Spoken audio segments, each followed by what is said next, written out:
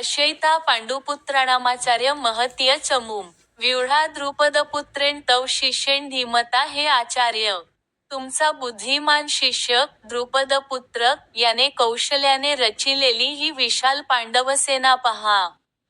तात्पर्य मुत्सद्दी दुर्योधनाला, आपले श्रेष्ठ ब्राह्मण सेनापती द्रोणाचार्य, यांच्या चुका दाखवून द्यावयाच्या होत्या.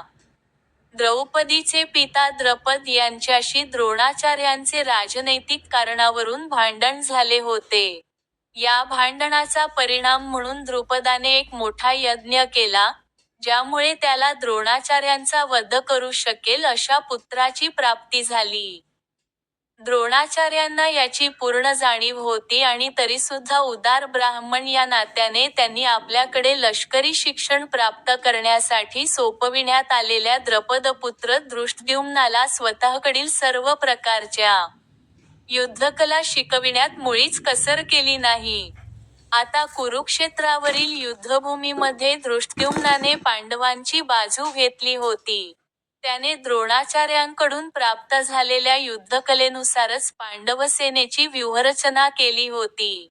द्रोणाचार्यांनी युद्ध करतेवेळी कोणत्याही प्रकारची तडजोड न करता दक्ष राहावे, म्हणून दुर्योधनाने त्यांची ही चूक त्यांच्या लक्षात आणून दिली.